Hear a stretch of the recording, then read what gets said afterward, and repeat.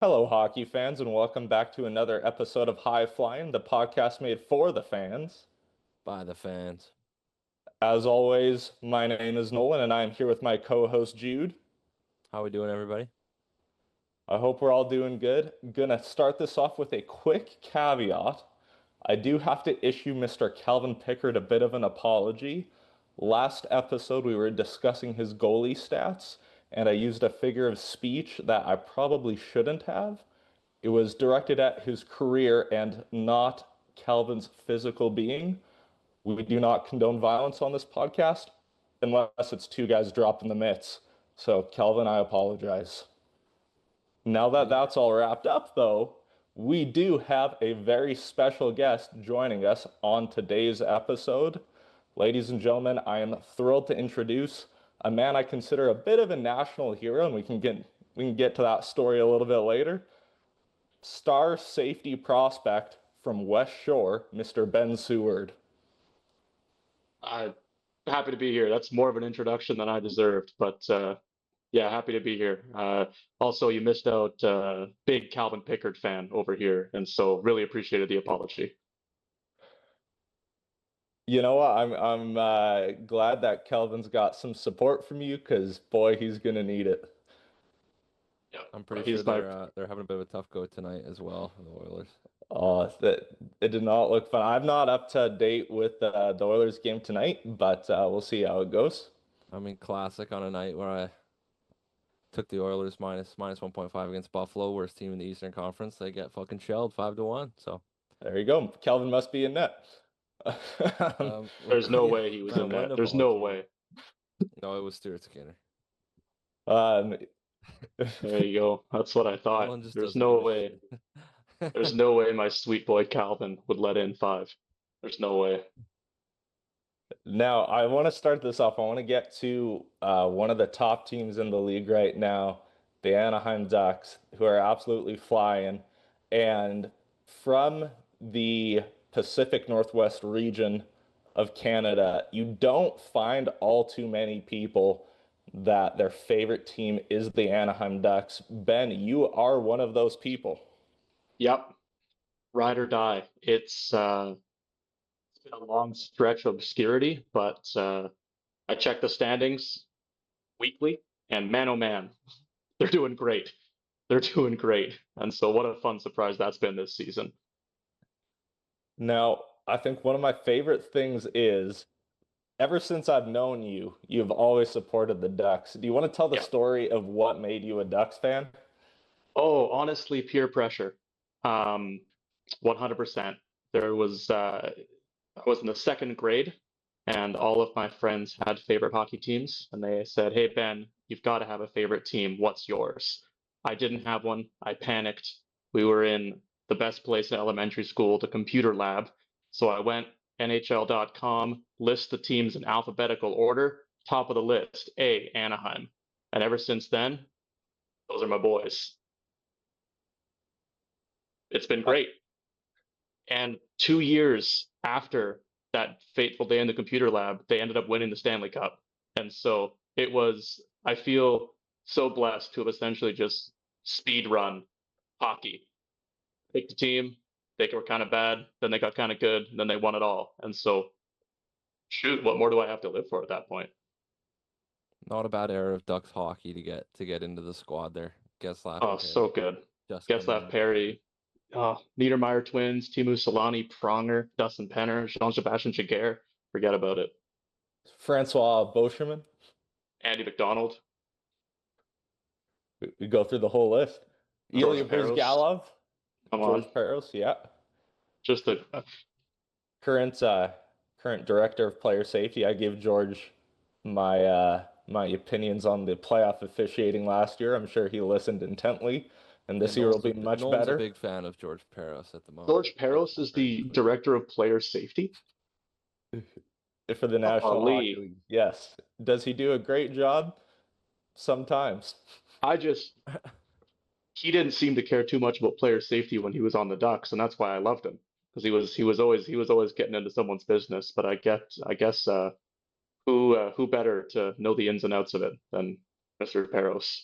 That's who Jude modeled his game after when he was playing in Victoria.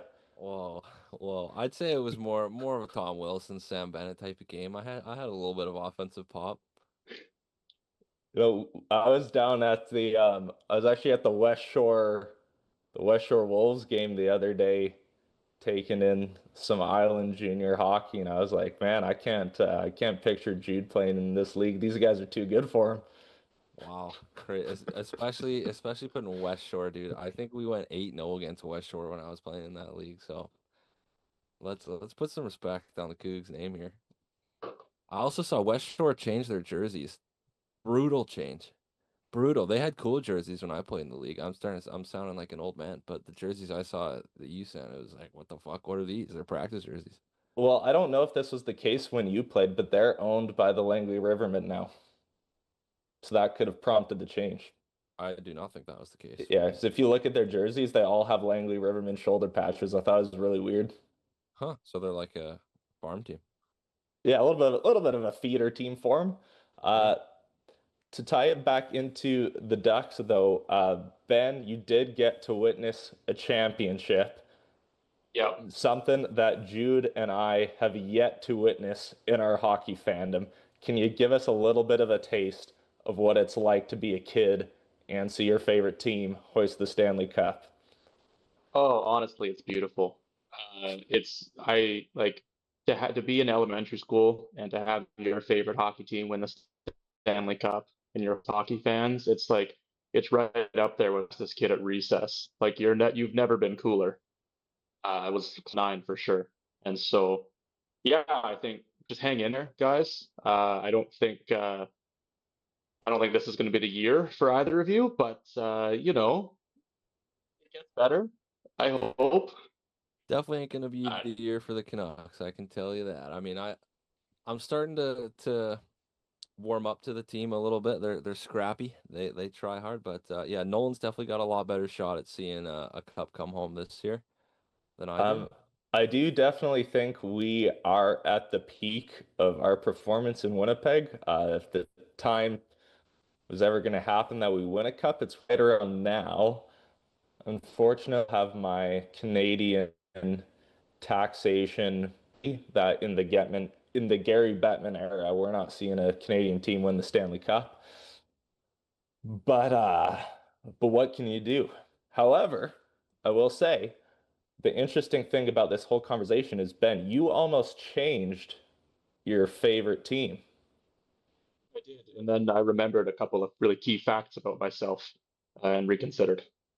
And you were, and I'm not saying that this was locked in, but the team that was thrown out there was the Columbus Blue Jackets. Yes, 100%. The Columbus Blue Jackets.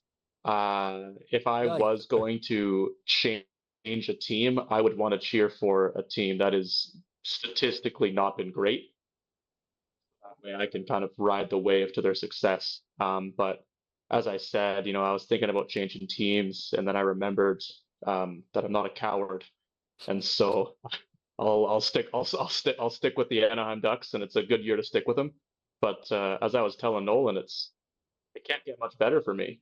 Like I was a fan and I saw them win the cup. Like what a very few people have that privilege. And so really any success that Anaheim has from this point on, it's just icing on the cake really. But Columbus, Now, special place in my heart. Wish them well, but you're not going to gain me as a supporter. I appreciate you sticking with the team. I want to get your thoughts on this because we had this discussion. First of all, in terms of to a bottom tier team, Jude knows what that's like because he's a Canucks fan. Um, but growing up, I started with Boston, and then after Mr. Lucic got traded, I switched over to Winnipeg. And Jude, diehard San Jose fan, especially Mr. Joe Pavelski, now made the decision to go with Vancouver. One of the worst decisions he ever made in his life. Maybe one of the worst decisions on his wallet, depending on how those gambling habits are. The question is, Ben, in your opinion, do those team adjustments constitute as cowardice or cowardly? You know what? I can't go start flip-flopping now. I mean, I've got to stick to my guns. Absolutely. I think you make one choice at 6 or 7 years old, and then that affects the rest of your life. And so, The thing about this, no one always portrays this as if I was like a born and bred San Jose Sharks fan, and then all of a sudden I just decided to switch. Like I was 10 years old when the Canucks made their run to the Cup final. My dad's a Canucks fan. Your dad's a Habs fan. Your dad's a Montreal fan. Let's No, get this correct. no, yeah, let's get this correct. He was a Montreal fan in the 70s when they're. My dad's a bit of a bandwagon. I'll be honest. If he listens to this, he can come at me, Dad. He is. He liked Bulls in the 90s, Patriots in the early 2000s, Habs in the 70s. Right? We're Yankees fans for God's sake. So, but anyways, always a Canucks fan. It's just in the 70s, not very fun to cheer for him. Right? Habs were dominating. So yeah, you're gonna like watching that, but. Anyways, I grew up a Canucks fan, but when the Olympics happened on Team Canada, it was like, all right, most Canadian players, San Jose Sharks. All right, let's cheer for them. And then number 8 was my favorite number. That's a number I wore in hockey at the time. But I didn't want to just be like, oh, I'll pick Alex Ovechkin like every other kid that wants to rock the number 8. So I found my guy, Joe Pavelski, one of the most underrated players in league history. Probably should be in the Hall of Fame if you ask me. So that made me a Sharks fan. But I was a fan of that iteration of the team. So once that started to crumble, it was kind of like I liked the Canucks the whole time. It's just the Sharks were so good during that period. The Canucks were so shit. But yeah, as that Joe Pavelski, oh sorry, when Joe Pavelski left, did you switch back to the Canucks? that is what ended it for me. Yeah, but here's the thing: I never left the Canucks. I never wasn't cheering for the Canucks. They were just so bad that it was like they're just there's nothing to cheer for really. So just to piggyback off of sustaining fandom for one franchise. Obviously, I've been a long-time Jets fan. You've been a long-time Canucks fan now. We've seen tough times, probably you even more so than me. You kind of explicitly said you grew up in a Canucks household. The Canucks were shit, and the Stars had them, or not the Stars, the Sharks had the highest number of Olympic caliber players. So you switched to them because they were a good team. Then when all the good players left, you switched back. Yeah, well, it wasn't really switching. I just adopted them as another team. I was kind of just riding with the boys in tandem. You fostered them briefly, and then they aged. I understand. Exactly. Thank you, Ben. I fostered them. Great word for it. And then once that iteration fell apart, Doug Wilson didn't even offer Joe Pavelski a contract. Let him walk to the Stars for nothing. And it's like, all right, ride or die for the Canucks for the rest of days here. Is that going to be a good decision for my health, for my stress levels throughout my life? Probably not. Probably not. Going to take a couple years off, but.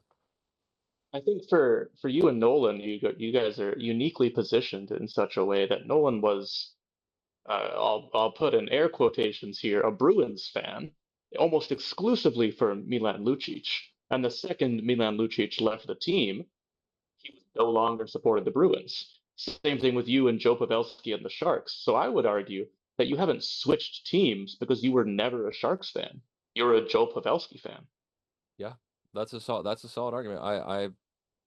You definitely could go there but it's not like when he moved to Dallas, I just couldn't be like, okay, fuck it, now I'm cheering for the Stars. I was still like, I still want Joe Pavelski to go out there, put up 40, make Doug Wilson look like an idiot, but I wasn't cheering for the Stars. So I think the whole time the Canucks had my heart, but it was a childhood foray into. Yeah, I love Brent Burns. Like that's my kind of hockey player. Love Brent Burns. Never been a fan of any of the teams he's played for, but yeah, I would consider myself a Brent Burns fan. If he ever played for the Ducks, what a happy day that would be. Little known Brent Burns fact that I mentioned last episode, Ben. I don't know if you know this one. Brent Burns is the only hockey player in the National Hockey League that's old enough to experience a game ending in a tie. Is he the oldest one in the league right now? He is, and his career predated the shootout.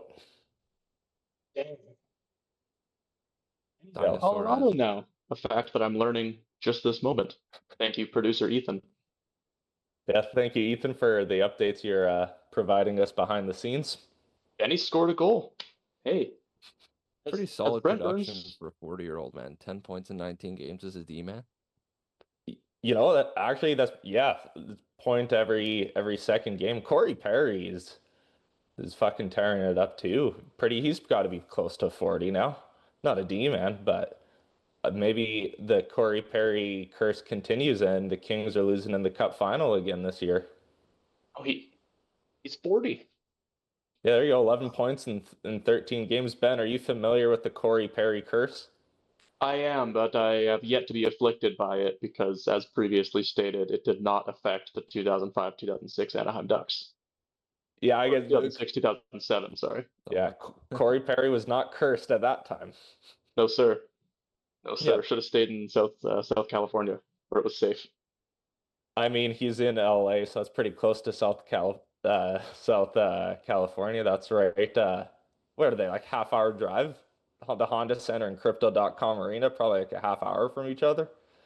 It's LA. It's probably like 2.5 hours in rush hour. Yeah, I'm just saying, if Corey Perry wants to win a cup, he knows what he's got to do. He's got to come back to Anaheim. That'd be pretty sweet, to be honest. I'd love to see that. They could definitely use another veteran presence up front.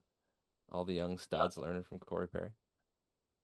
Now, Ben, in your time as a Ducks fan, or it doesn't even have to be from the Ducks, do you have a favorite player? Like for me, it was Milan Lucic. Oh, He got traded. We kind of found out he was a terrible person. I had my Duncan Keith era, no longer in the league. Now I'm on Gustav Nyquist. Do you got a favorite player on any team? from Anaheim Ducks. Yeah, great question. I think my favorite player from their cup run absolutely was Timu Solani. Just played the game the way it was meant to be played. Phenomenal. Nolan, famous Winnipeg Jet as well. I believe he still holds the record for most goals scored as a rookie, and he did so for the Winnipeg Jets. That record So is they're, not getting broken. I believe 76 goals and yeah, 92, I Yeah, believe. ridiculous. No one's touching that. No one's touching that. And I think shortly after the cup, they drafted Bobby Ryan. I really liked Bobby Ryan, and then he went to Ottawa, and then kind of just been fell off of watching hockey in kind of the mid 2000s, and then I saw that they had someone on the cover of one of the NHL games, and so that piqued my interest. But Nolan told me he's not on the team anymore, and so really like their captain Radko Gudas. That's my kind of guy. Radko Gudas is he's like very George Peros-esque. He's Yeah, kind of yeah, like yeah, yeah. modern day George for you. Just I feel like he's the only captain that the team isn't relying on to produce numbers. He's just purely a locker room guy, and I love that for him. Now, I'm a little surprised. The reason I asked this because there's another name I thought you may bring up because in your time as a hockey fan, you got to witness Mika Zibanejad win a gold medal with Team Sweden, and you had a Yes, sir. one-on-one moment where you actually had the opportunity to meet Mika. I did. Before we move on, I do also have to give a shout out. I can't believe I missed it. The only Anaheim Ducks jersey I've ever owned is Jean-Sebastian Jaguar, and so want to give special shout out to him as well. But no, yeah, when Mika Zibanejad was playing for Team Sweden in the World Juniors, I went with my dad to see the games when they were in Calgary, and they won the gold medal game, and Zibanejad scored in overtime, and then it was a bunch of interviews, and we're back in the hotel room, saw him on Sports Center. And the next day, we find ourselves in the lineup for the washroom at the Calgary airport. There's a familiar looking Swedish man wearing a gold medal in front of me in line. And lo and behold, because of Inishad. And so he was kind enough to let me take a photo with him. And so somewhere out there, there's a photo of maybe about a 10 or 12-year-old Ben with Mika Zibanejad waiting to use the bathroom. That's not. Did the conversation continue in the bathroom, or was this just in line? No, I think even though he was a gold medal winner, having scored the game-winning goal, there's a level of respect. You don't chat to strangers in the bathroom. That's rule number one. That's right. You're going to opposite urinals. The gold Yeah, medal wasn't enough to attract you.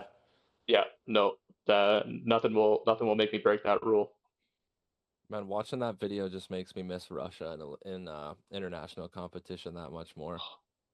But yeah, so speaking of Mika Zibanejad, you mentioned uh, Trevor Zegras on Philadelphia now, having a great season. Probably not the biggest loss in the world for the Anaheim Ducks because they have a boatload of young players that are producing at a very high rate for them.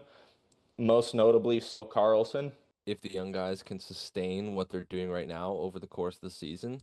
Um, on the positive side, you could look at it and go, well, since a lot of their main offensive contributors are younger, given the condensed schedule, they might be able to handle that a little bit better than some teams that are driven by older guys. So you could look at it that way. You could also look at it as a lot of these young guys have never, or I shouldn't say never, but aren't particularly accustomed to playing this many games in such a short span of time. But if we take a look at the numbers here, offensively, the team is a juggernaut. They're tied for second in the league in goals per game, fourth in shots on goal. Power play is kind of middle of the road. They're at 21.2%. But yeah, all the offensive stats they're doing pretty well. Now defensively, they've definitely left some room for improvement so far. They're 22nd in goals allowed per game, 3.22. But kind of nice as a fan, it's always going to be an exciting game. There's going to be goals scored. And right now, at least, they're doing a pretty good job of finding a way to get that one extra goal in the game. Brought them to 11-6-1 so far. But I think if they can continue doing what they're doing through the new year, I could see them adding somebody at the deadline, maybe another defenseman. Now you kind of look at it and you say, would be nice for this team to have a Cam Fowler on on the roster right now. That trade, I mean, I understand it at the time. Obviously, they were pretty brutal last year, but you look at that now and having an absolute veteran like Cam Fowler now.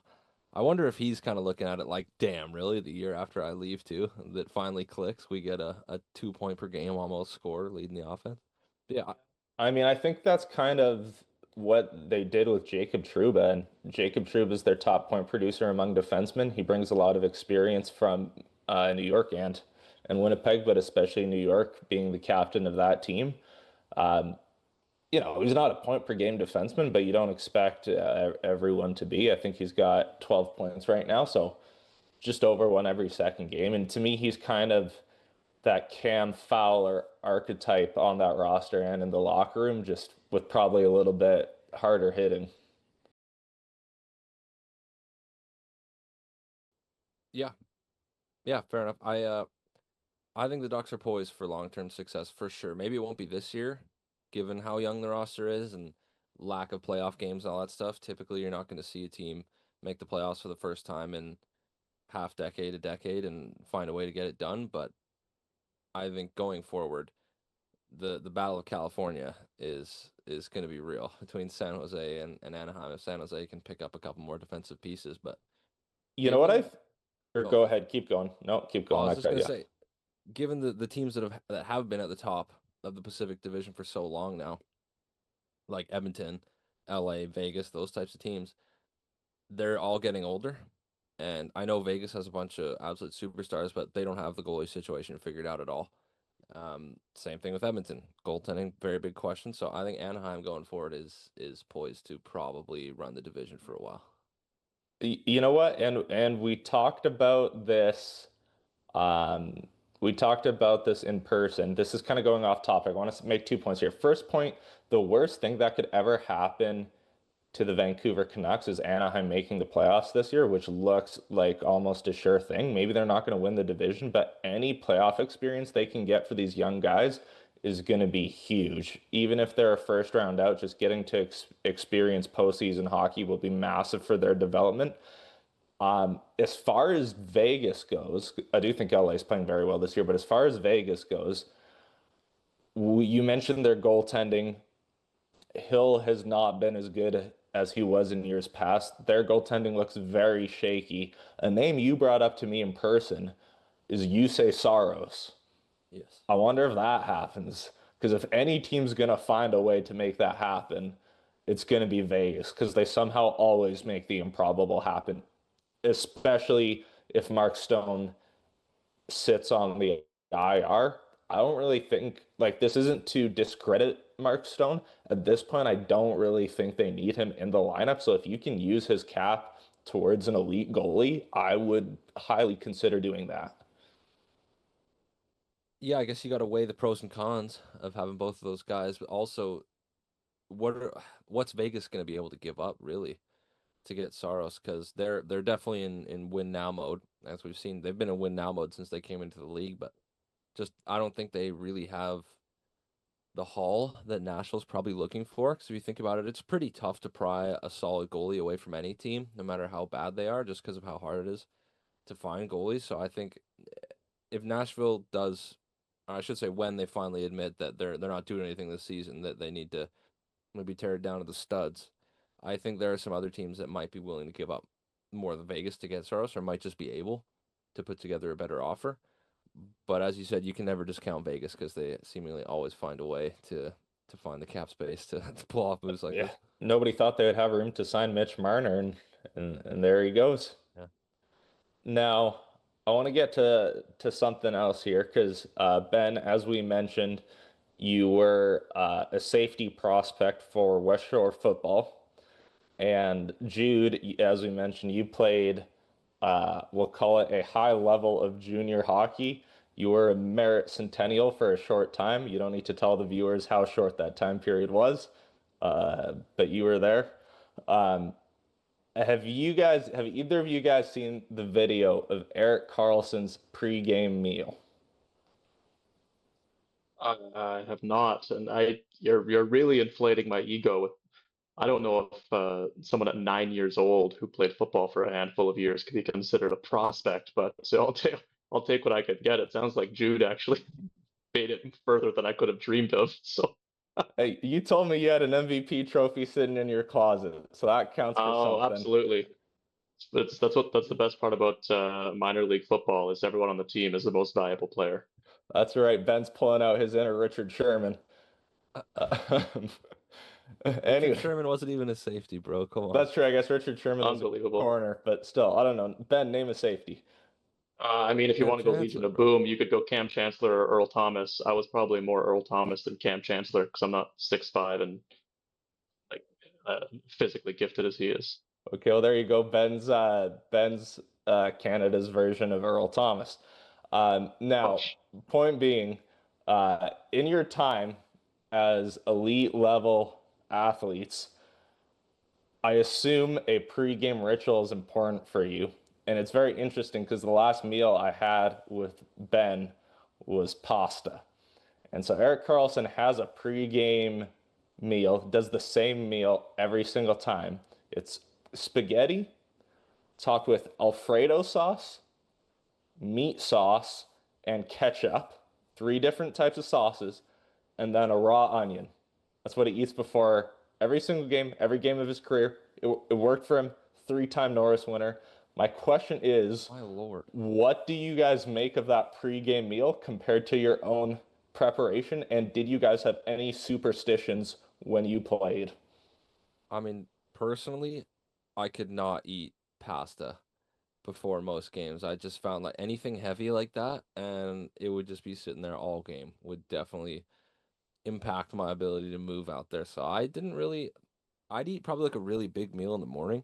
Say we had a game at like 5, 6, 7 at night. I'd eat like a big breakfast and then kind of just not really eat anything till half an hour before the game, crush some snacks or whatever. But everybody's different in that respect. So Yeah, I mean, Eric Carlson obviously knows what he's doing more than me, but that sounds like a pretty diabolical meal to me. yeah, that's what I was gonna say. Like, yeah, I mean, surface level, that sounds terrible, but he's the one with NHL level success, so maybe he was doing something right. Like, if who knows, if I had been eating raw red onion on top of my pasta with three different kinds of sauces and ketchup or what have you, who knows?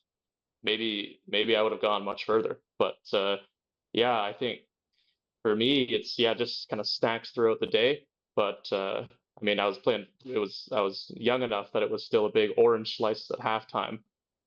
So that's really what I looked forward to push me through the third and fourth quarters was a good handful of orange slices. Hell yeah, just get me to halftime. Yeah, Get just those get me orange there. slices in me. Yeah, we're talking to the boys in the second quarter. Guys, good news. 2 minutes to go till orange slices. We could be getting blown out by 30, but that little citrus hit at halftime really made it all worth it. Yeah, I feel like orange slices are definitely the classic, and probably any Italian who's ever heard that Eric Carlson interview is having a heart attack at the thought of ketchup and two different sauces on top of spaghetti. They're probably not having a fun Yeah. time. I think Yeah, we might need to make this. We might need to try it. Give it a try. Hey, do we know if he's ever had Lucas Spiza as a teammate? I don't believe he would have. No, that probably would have been the end of his career-ending injury. Spiza would have got him in his sleep or something. But I Yeah. mean, what happens if we have this meal and then it just awakens some dormant physical power that's been within us this whole time? And we look to the heavens and we thank Eric Carlson. He's not dead, but like we thank Eric Carlson for unlocking our mind to this wonderful meal.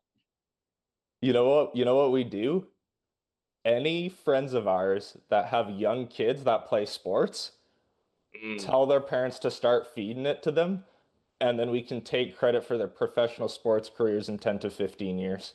We got to get into the elephant in the room, which is the big orange hat and jersey Ben is wearing, because as discussed, he's experienced a Stanley Cup, and Jude and I have not. And now he's experiencing his football team with a pretty good chance to bring home a Super Bowl maybe this year. Another Super Bowl, Yeah, I he's might already add. seen one. I feel, yeah, spoiled for choice. It's, yeah, I mean, I don't know if you guys follow football too much, but maybe if I can put it into hockey terms, there's, you ever, like early in the season, there's a team that their record's pretty good, but they've had a bit of a cupcake schedule, and you're like, well, they're on paper they look really good, but the team as well like isn't playing great. That was how I felt about Denver. I didn't have a ton of confidence in them, but then this past weekend they took it to the Kansas City Chiefs, and I mean, really, America wins when the Chiefs lose, so it's just phenomenal. Hey, And hey, so yeah, hey. You now can't we're say sitting that at, we're Team Taylor over here. We side with the Swifties. hey, Once I again, can. Nolan's opinions do not reflect the opinions of Ben or myself or anyone else in the pod when it comes to matters I of will football. say that I know there were a lot of football fans that were really upset with, however, when the Taylor Swift started dating Travis Kelce and they'd try to watch football and the camera would show Taylor Swift or really just any celebrity that wasn't part of the game. I, it seems like a silly thing to get upset about. I could care less. I'm just happy that there's more people watching football than it feels like there's been in a long time. And so maybe a couple people will tune in for Taylor Swift and stay because they love the game. And so, hey, if it makes a couple more fans, that's awesome. But if not, still fine. Yeah, so I jump in. I do watch a fair bit of football myself. I believe Nolan and I we did preseason predictions for Mm, every team, and I was very high on the Broncos actually before the good. season started. As Gotta was say, I. I don't think I was 9-2 high. To provide context, sorry for interrupting. To provide context, we do a football pool every year. Jude actually won our football pool last year. He's the defending All right. champion. All right. I think we were both pretty high on having Denver, if not winning the division, coming close to it. yeah, and there were definitely some other picks that I made that are a little wild, but don't have to get into those right now because the Broncos I was very high on. I believe I did have them making the playoffs, mostly Come because on. of that defense. Like even last year, the Broncos defense is just unbelievable. Like Yes, sir. you got Benito off the edge, just wreaking havoc all game. Obviously, one of the best cornerbacks in the whole league in Patrick Surtain. And the numbers prove it. I mean, they're top five in most categories that matter on defense, including this one jumps out to me. Third down percentage, opposing teams against them, 28.9% It's beautiful. conversion You rate on love to third down. see it. That's and as a, I mean, you can kind of look at it. The offensive stats aren't quite as good, but don't really need to be when you have a defense that's being this dominant. Like Bo Nix, they find a way to get it done. They seem to be able to pull it off in the big Yep. moments. And And I guess just it's lastly on that, the Broncos have won a Super Bowl before with a god tier defense and an offense that just knows how to get yeah. that one extra point.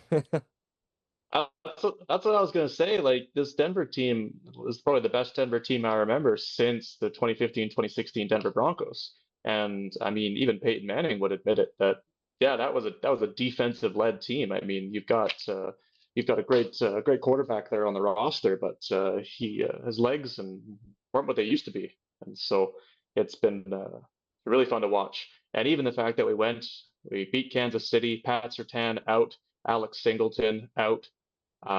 And so even with those two kind of defensive stalwarts not on the field, we're still able to hold Kansas City to under 20 points. Just a great team win. And yeah, I don't need the Broncos offense or Bo Nix to set any records. I just need them to score more points than the defense allows. And they've been doing that 9 times out of 11 this year.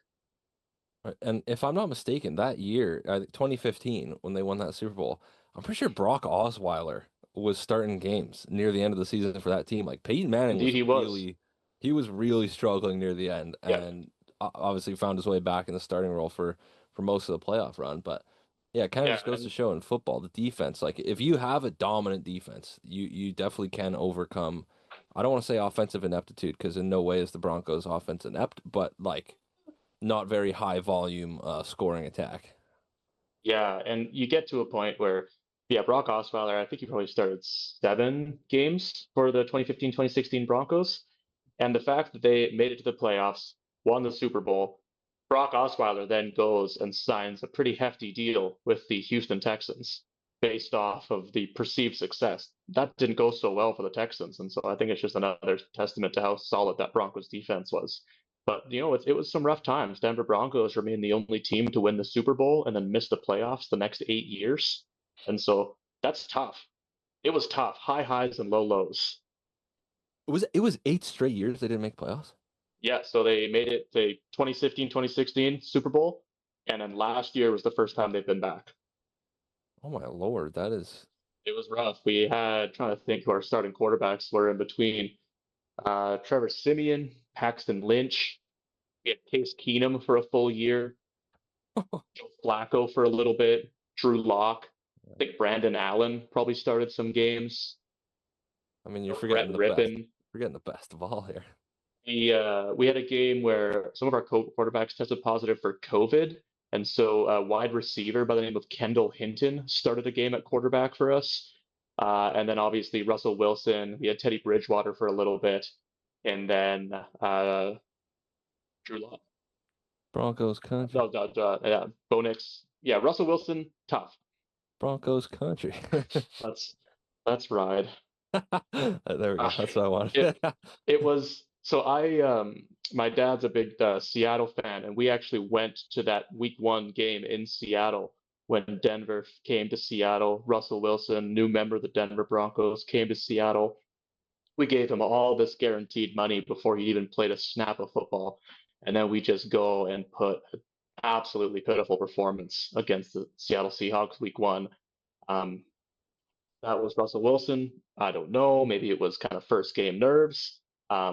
It was also first game for a rookie head coach and Nathaniel Hackett. He didn't last the season, so maybe some coaching mismanagement there. But even though we won the Super Bowl less than 10 years ago, it's been tough.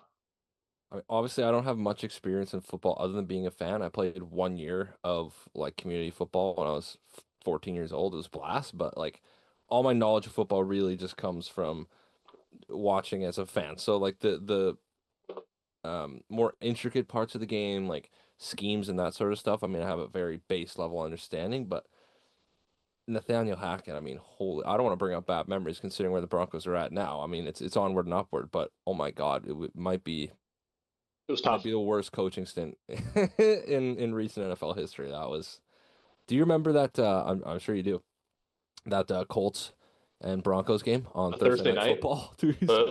That's maybe the worst football game I've ever. Oh my gosh! Say the pleasure of sitting through.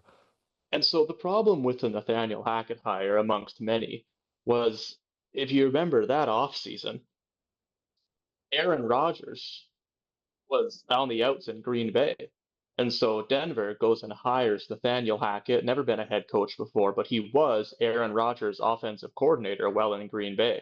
And so, hey, can we maybe lure Aaron over? Aaron goes to I think he ends up going back to Green Bay before he went to the Jets. Yeah. So he stays in Green Bay, and now we have Nathaniel Hackett and Russell Wilson. Schemes don't really match. We hemorrhaged our future. Drew Lock, Shelby Harris, Noah Fant, a handful of picks. Gave Russell Wilson all this guaranteed money. I mean, you could tell by about week 3 or 4 that season that head coach had to go, and the Russell Wilson deal was a bad call. Yeah, pretty unfortunate situation. I felt bad as it was going on because as a Seahawks fan, I mean, Russ did a lot of great things here. Obviously, brought a lot of happiness to Seahawks fans, Yep. but I think the Broncos. You could see even in his last year in Seattle, the numbers had started to decline a little Yep. bit. The mobility had started to kind of escape him, and I think a guy of that stature, when you start to lose the mobility, it's tough to just sit there behind like 6'5", Yep. 6'6" offensive linemen and just be a straight up pocket passer. So Tough. just. But I think you got to commend the Broncos for how they've come out of that because the ownership was willing to take a what $70 million dead cap hit. Jeez Louise. Yeah, and that's what you get. And I mean, it's not like baseball where the owners can kind of just richer owner means more salary cap. Like you're still have to pay the price eventually. But yeah, I really got to hand it to the Walton Penner ownership group. Just not only, I mean, they are the richest owners in the league, I believe, but even just the way that they've come in and kind of retransformed the franchise after Pat Bolin passed away, and there was kind of a bit of an ownership flux. But yeah, just they're phenomenal. Yeah, I'm pretty sure they are the Walmart Yep. family. Yeah, okay. So Yep. that'll decently prosperous business there, Walmart. Yeah. And Yeah. even just the little things. Like I think they replaced all of the grass, like the field at Empower Field at Mile High, with like 3 or 4 games left in the season, just because they knew it wasn't up to snuff, and so they doled out all this massive expense just for 3 or 4 games, just because they're like the team needs to be operating at a high level, and we're going to surround them with the equipment to do so. And so it's just really nice. I know not every even sports fan has the privilege of having an ownership group that you're pretty firmly behind. But yeah, just been really excited to see what the Bolton Penner ownership group has been doing for the Denver Broncos. Jude knows about that. The Canucks didn't even have a practice arena for the longest time. Actually, still don't have Still practice don't have arena a now. practice So arena. yeah, Why? appreciate that. Little tidbit there. Thanks, Noah.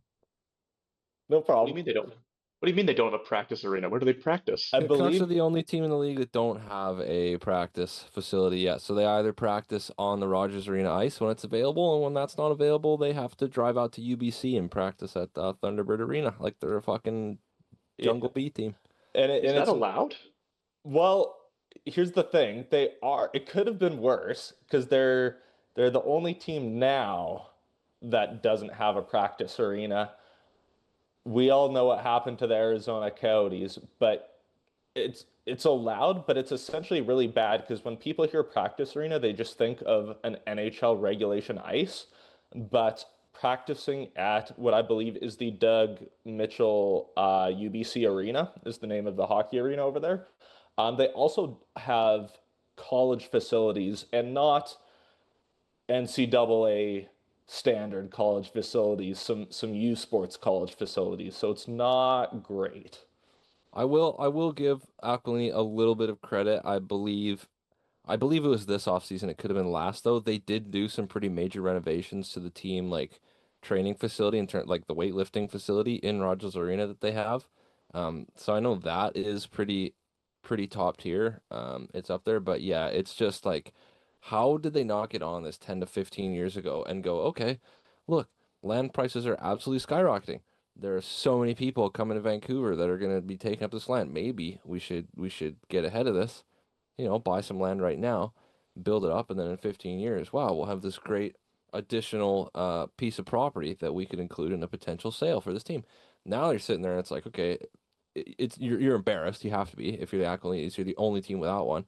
So there's massive pressure from everybody to try and get a deal done and get a practice facility, and you're gonna have to pay sky high top dollar to do it. So I honestly don't think the Canucks are getting a practice facility, unless the Aquilinis decide to sell and somebody comes in who's has a shitload of money and they're motivated to do it. Who are the like? I'm not super familiar with the NHL ownerships. Who's like the gold standard for NHL ownership at this point in time? Is there a certain ownership group or handful of teams where you're like, these guys do it right? I can I can probably give two answers to that. I would say historically, probably you got Montreal. Historically, has always been a top tier team in terms of facilities, fan engagement, operations. Now it's probably Ryan Smith, who's the owner of the Utah Mammoth, and I know that's a bit of a cop-out, just because they're the newest franchise, and what you're comparing it to was not great. The Arizona Coyotes played at Mullet Arena, which was the home of the Arizona Sun Devils in the NCAA. So night and day compared to what you're, having to compare it to. But I think Ryan Smith has provided that team with the utmost opportunity to have the nicest facilities and technology possible. They just upgraded the locker rooms in the Delta Center this past season, home and away. And I believe that upgrade in the Delta Center cost more than the entire Arizona Sun Devils hockey facilities combined. So Ryan Smith is doing things right in Utah. I also don't really want to bring this up too much, but the Ottawa Senators ownership group is doing a great job. Ottawa was known as a team that had very poor upper leadership under Eugene Melnyk. And since his passing, Ottawa has gone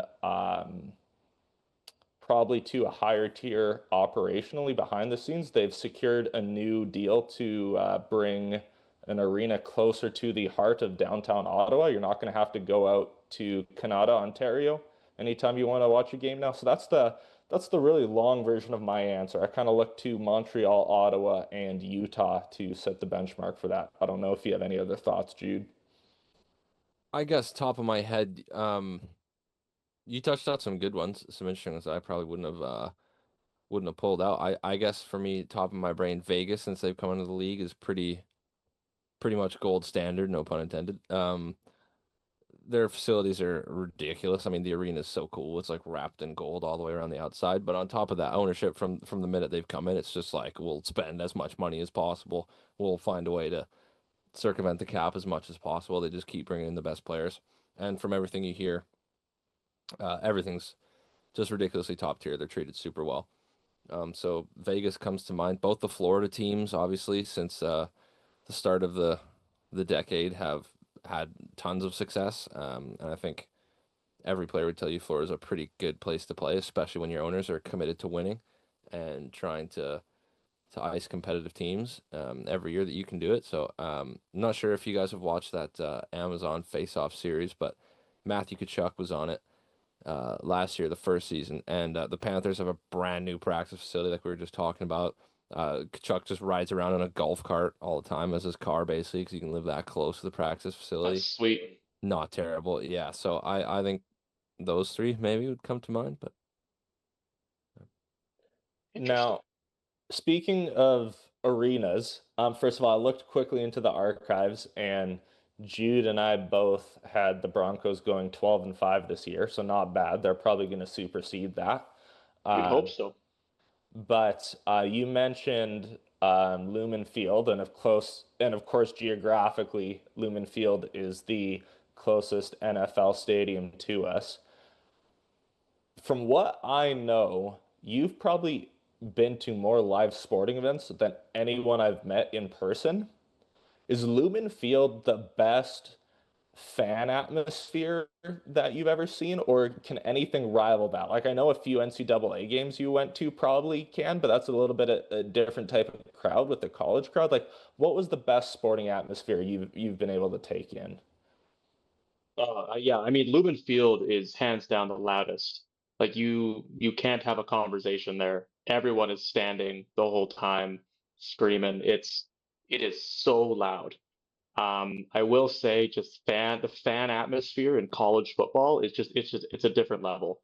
Maybe the noise isn't quite there, but I was able to go to see Ohio State football play, and just man, their arena. I think it seats. I mean, you'd have to pull up the numbers here. I think it's probably seats close to 100,000 people. It is massive, and just open air, cold November game. It is massive. Yeah, there you have it. Max capacity of 102,780 people. There's nothing quite like it. My dad and I also went to see the Army and Navy game. So Army College and Navy College play each other kind of once a year, big game. It was at the Lincoln Financial Field in Philadelphia, which is where the Eagles play, and that was also insane. They had like the military helicopters doing the flyover. They had the president there doing the coin toss. It was this huge atmosphere. But Lumen Field definitely the loudest, but it's really tough to beat atmosphere when you're talking about college football. I went to a Seahawks game earlier this year. The game they played the Saints and won the game in like the first 7 minutes. But I can definitely attest that place. I wish I brought earplugs, to be honest. I mean, Yeah. you hear how loud it is all the time. People talk about the 12th man and everything. That was so real, especially when the defense was on. It was like I had to plug my ears sometimes because it was legitimately to the point of like pain. It was so loud. It is unbelievable. Even the way they've constructed the stadium echoes the noise back onto the field. Being there when Russell Wilson made his return and just getting rained down with boos from the crowd. It was a hostile environment to be a Broncos fan, but it was a very fun one nonetheless. Did you win? Nope. Oh. I have yet to see a Broncos game where they've won. Oh, don't go to any more games. Yeah. I know, right? I almost don't want to go see a game anymore because they're doing well, and I haven't seen them this year. Or you know what? Once they hit 12 wins, go to the next 3, and then Jude and I will be right with our predictions. You'll see. I think if Denver were to play Seattle this year, that'd be a really good game because Seattle's looked lights out. I mean, they looked not great yesterday, but are there any teams that have surprised you this year going into it? Other than Denver? I mean, the easy cop-out answer here is the Colts. I mean, who would have thought that Daniel Jones would come into Indianapolis and take the Colts to where they are now? I think they're 8-3, 7-3. 8-2, I think. 8-2. Believe so. They win yesterday. 8-2. Yeah. So I mean, like honestly, crazy. No one had the Colts on their radar this year. I thought for sure that the Jags or the Texans were going to lock up that division. And so super surprising. I think also just surprising. It's tough because there's some teams that like I thought the Bengals would be better, but obviously with Joe Burrow going down with an injury, you can't really account for those things. Patriots, crazy to see them back up top. Drake May. I mean, you got to feel a little sour that the Patriots really had to only go through about 2 or 3 years of not being relevant before they found the guy at quarterback again. Hey, hell yeah, that's right. Woo. Yeah, Mike Vrabel proving to be a pretty god tier hire. 5-0 on the road for the Patriots. I just want to hop in here because there's not many things football wise I can speak about. I'm probably the least versed out of the 3 of us, the least knowledgeable in football, which is why I've never. Can't wait to hear this then. No, I've never won our football pool, and this is probably why. However, Mike Vrabel made Ryan Tannehill look like an elite quarterback in Tennessee. So I'm so happy we got him in New England. We went from Bill Belichick to another elite head coach. Obviously, Vrabel hasn't had the tenure in New England to do Belichick-esque stuff. 6 championships is hard to replicate, but I'm very pleased with the structure and the future of this franchise.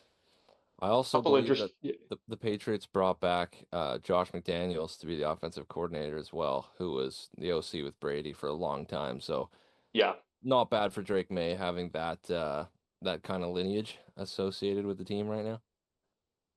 Yeah, I think maybe Nolan, if I could just get you to unpack there what you said a little bit, because it sounded like you compared Mike Vrabel to Bill Belichick and Drake May to Ryan Tannehill. So just really curious as to where you see those similarities. Okay, so this is going to sound like the least uneducated answer.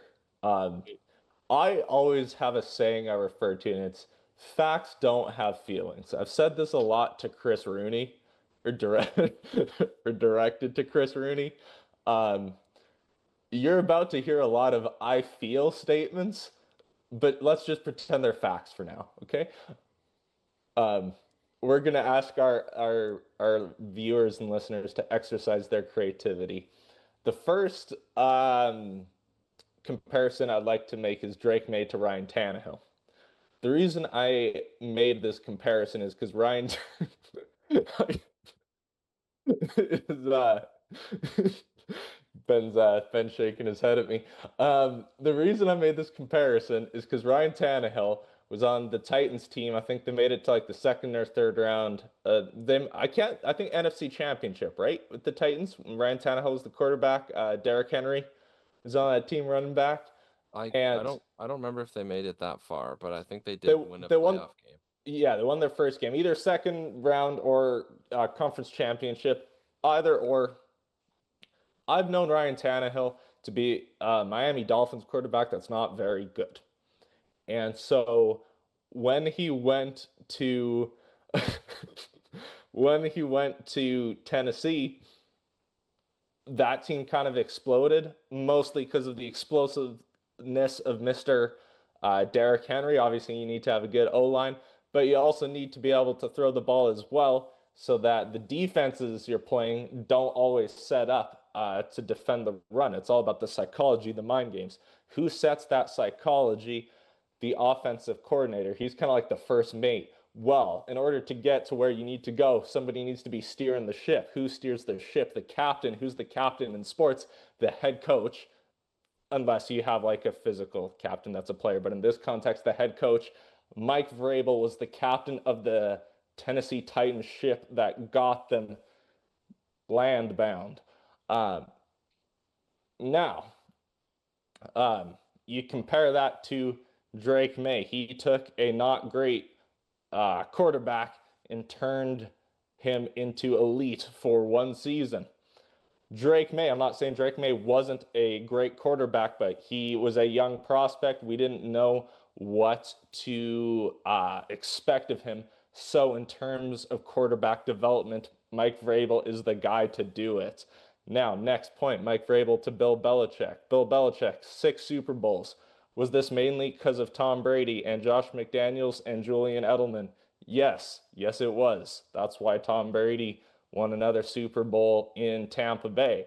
However, Bill Belichick got 6 rings. They don't ask how, they ask how many. Mike Vrabel, 0 rings with the Patriots, hasn't had the opportunity yet. However, if you give Mike Vrabel the same setup that Bill Belichick had, I guarantee you're coming out with a ring for each of your 10 fingers. If you don't want to include the thumbs, then you're at least coming out with 8 rings. So we'll see what happens in the rest of Mike Vrabel's tenure.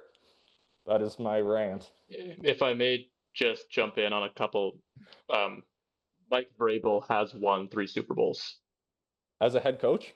For your Patriots, Nolan, actually. as a player for the Patriots. Yeah, we're talking about him coaching. I'm just saying, he's got 3 rings.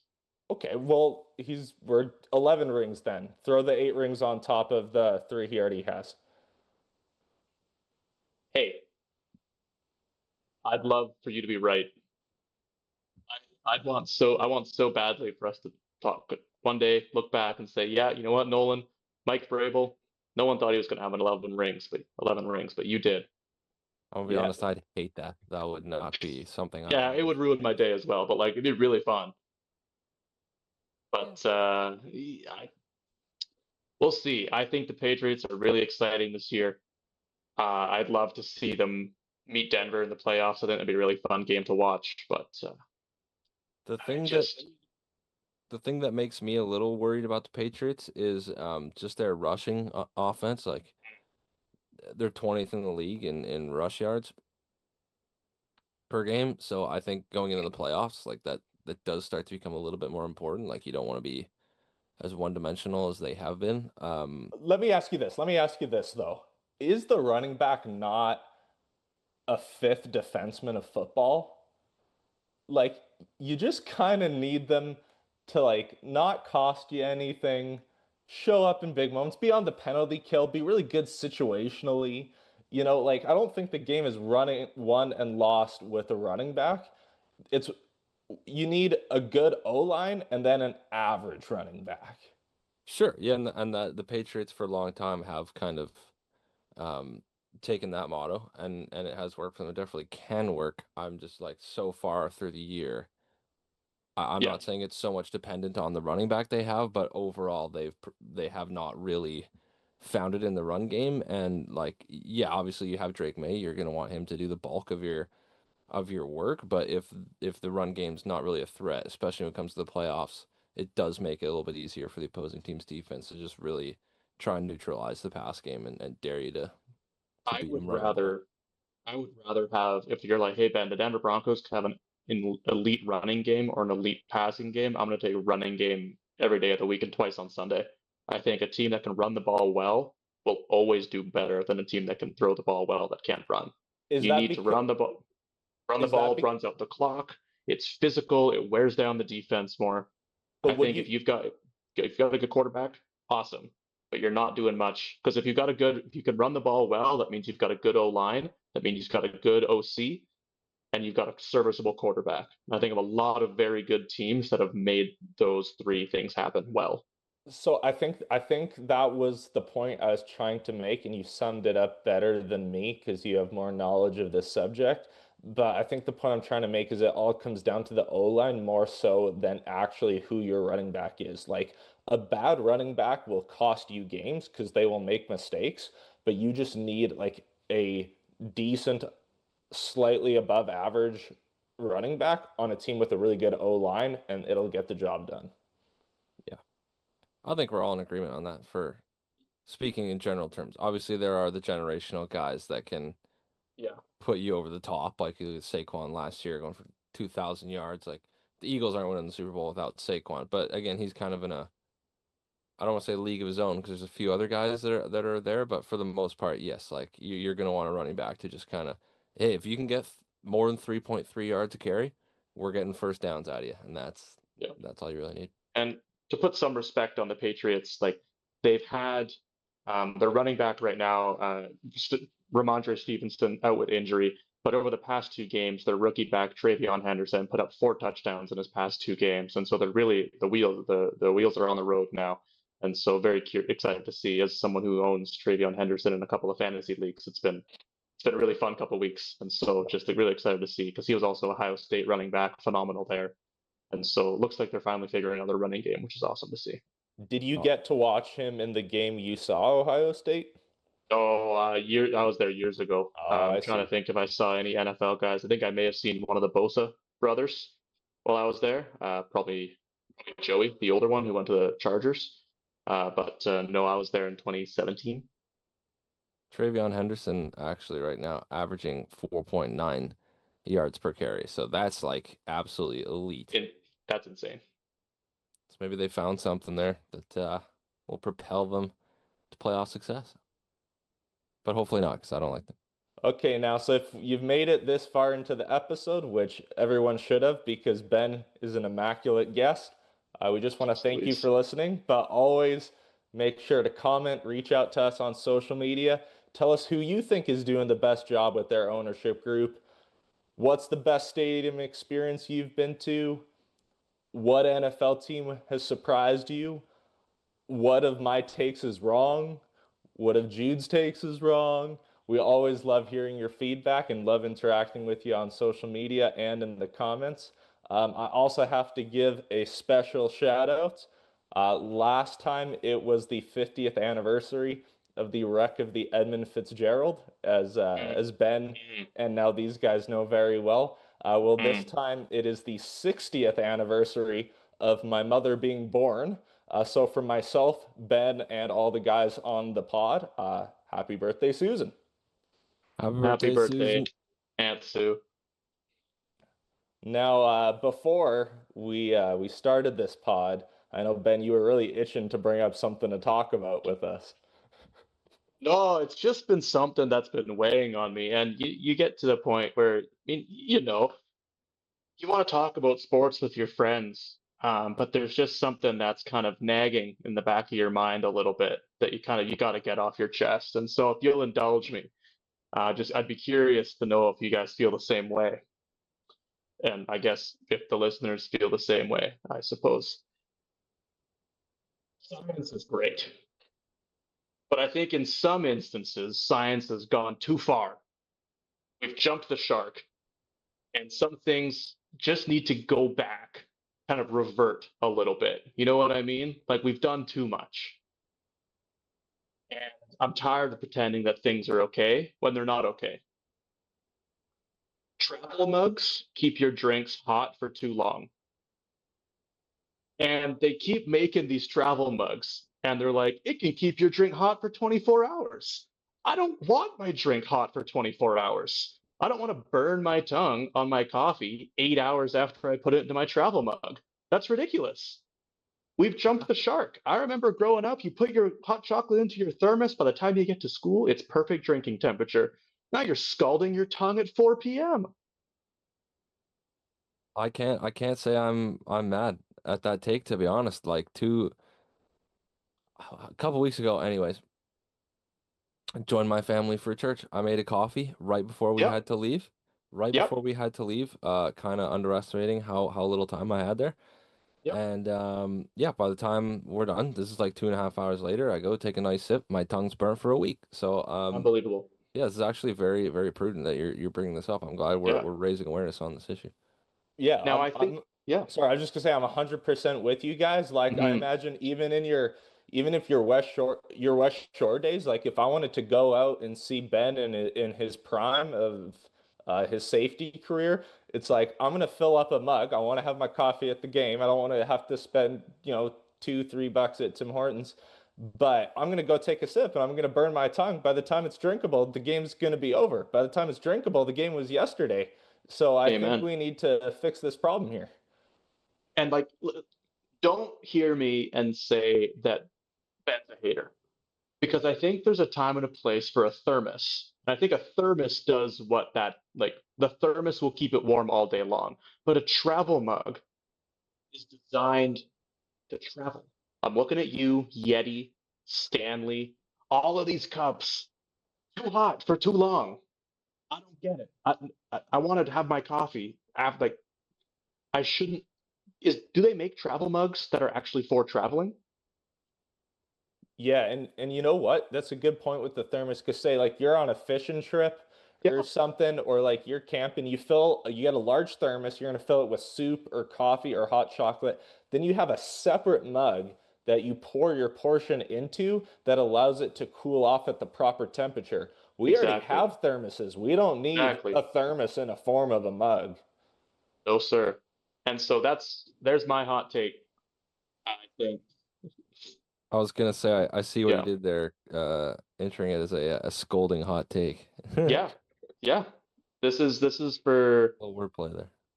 justice for everyone who's ever had their tongue burned 4 hours after making a pot of coffee.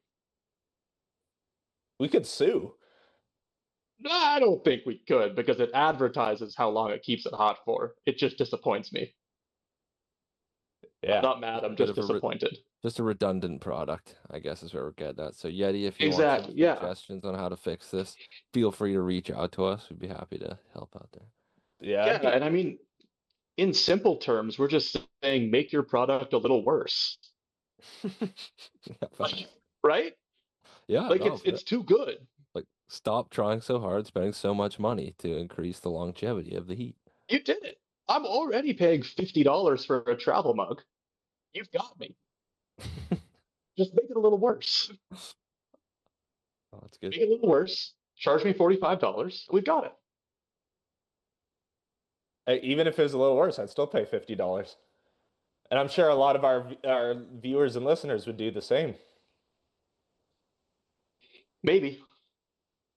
Now, I think this is the perfect segue. I think we're all in agreement. And since we're already not talking about sports, I wanted to find a segue to bring this up.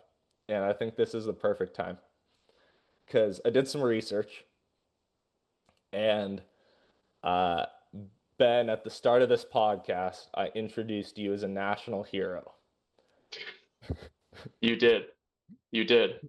Do you have any idea why? Because I know I did not discuss this, but don't tell me why you think, but just yes or no. Do you have some sort of idea? Because I didn't discuss this with you beforehand. I've got a couple of guesses. I've done some international traveling, and so I would assume it has something to do with that. Okay. So I've done my research, and I'd love for you to elaborate on this, Ben, Okay. and tell your side of the story. Okay. But as you know, one of the biggest sponsors of children's sports in Canada is Tim Hortons. And as we know in Canada, Tim Hortons is absolutely garbage, but for some What? reason, out of the convenience, we go there every day and treat it as a national delicacy. Now, um, my thing is there may not be many more national exports worldly recognized than Tim Hortons, and I did some research outside of the country of Spain, which does in fact have Tim Hortons locations. I believe you may be the first documented person to ever roll up the rim in Europe. Mm, that Ever. is correct. First ever. First ever.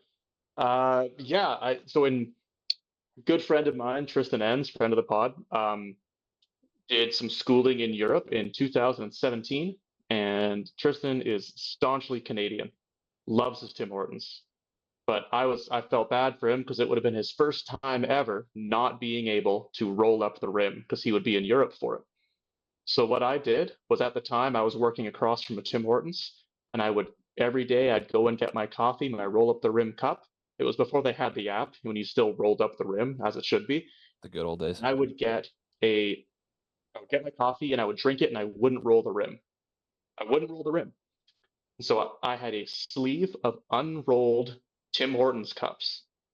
In April of that year, I flew out to Europe to meet my friend and surprised him with about a dozen unrolled Tim Hortons roll up the rim cups that we then proceeded to, over the following weeks, roll up the rim at various European landmarks. We rolled up the rim at the Eiffel Tower. We've rolled up the rim in Venice at the Roman Colosseum. We roll up the rim at the Berlin Wall.